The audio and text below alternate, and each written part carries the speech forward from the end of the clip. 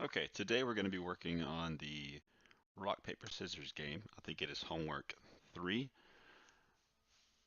This is going to be the best I can pre-recorded video of like a coding walkthrough.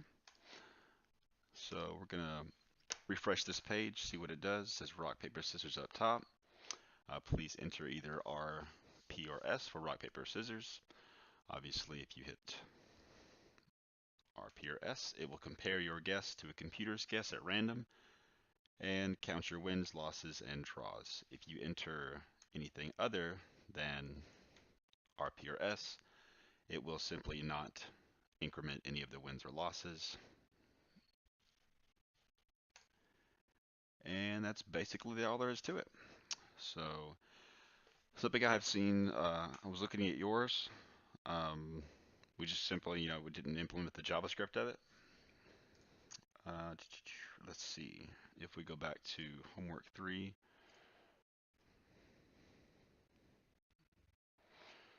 let me see.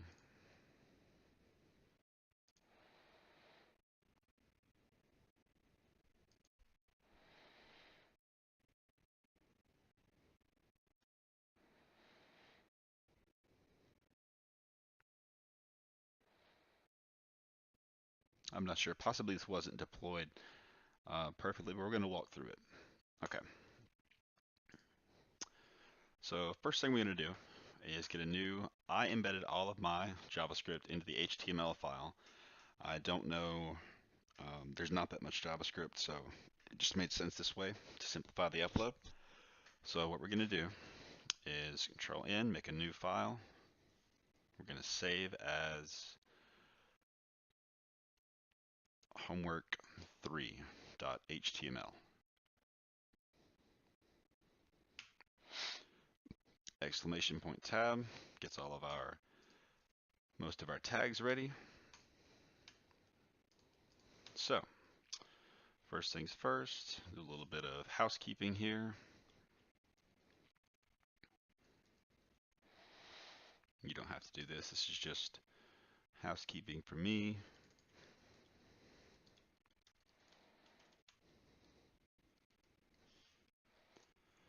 Let's see here. So something I always like to do is to write out what it is that we're going to be doing. That way I can always, as short as my attention span is, reference it when looking at the page.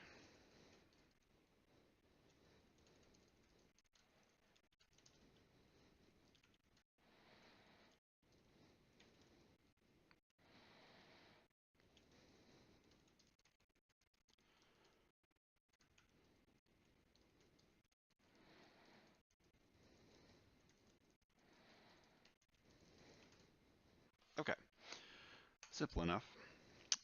Inside the body here, not too much inside the body.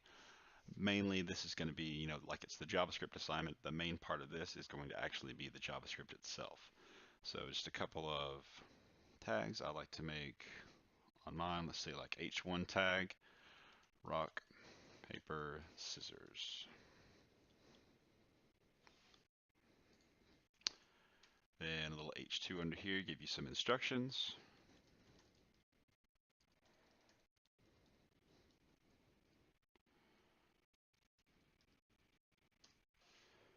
And let's see, we're going to make a little div. Don't really need any CSS. You can add CSS if you would like, but this is just going to be for the core um, aspect of the game here. So inside here is what we're going to write to when we, have our comparators later on. Let's go ahead and see how this loads up. So we've got our very plain header here, rock, paper, scissors. Please press either R, P, or S to start. Okay, now let's go to the JavaScript. I need to get outside the body tag, obviously.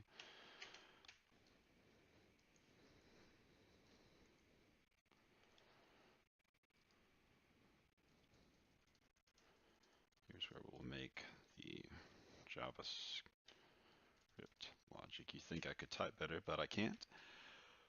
For the comparisons, Okay. I apologize if the audio is a little bit off. This is my first time actually using this screen recorder, or any screen recorder for that matter. So we need a script tag to start our JavaScript.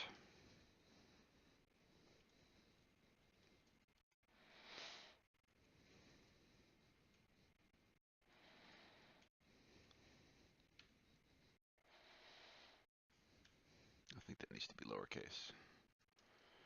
Text JavaScript.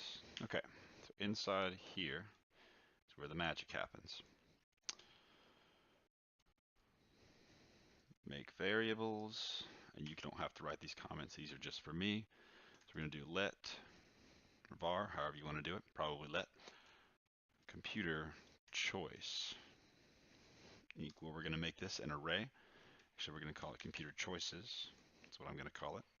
If I were you, I would probably rename my variables. Hang on, I'm getting a text from you specifically.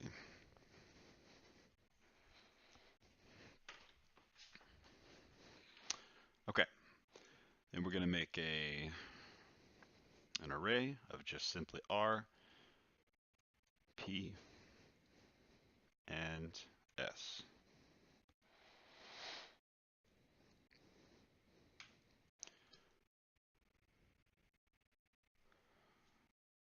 Oh, var. Let wins equal 0. Let losses equal 0. Let draws equal 0. Okay, so here's where we're actually going to run through a for loop, and it's going to load when the computer loads, or when the computer loads. It's going to load when the page loads, and just pretty much loop through this the second you press a key, or any key. It's going to loop through this. So a simple for, I keep wanting to type var, but let I equal 0.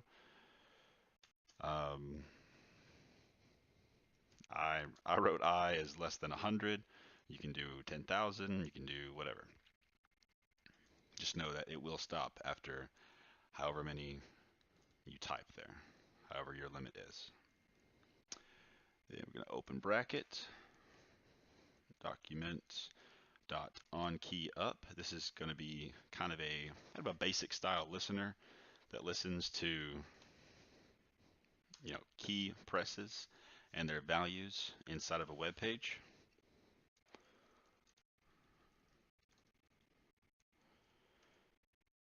And it's going to be a function. It's going to have an event as an argument. We're going to do let user guess equal event, which is the argument for the function, dot key. All this is just something you kind of have to know. There's no real other way to do it using on key up. Then don't really have to have a semicolon, but let computer guess equal computer choices.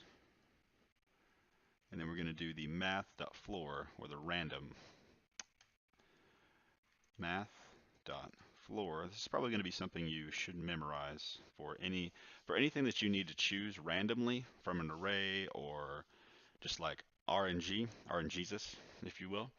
You can use math.floor and then math.random. It's the same thing in Java, almost. Random times computer choices dot length.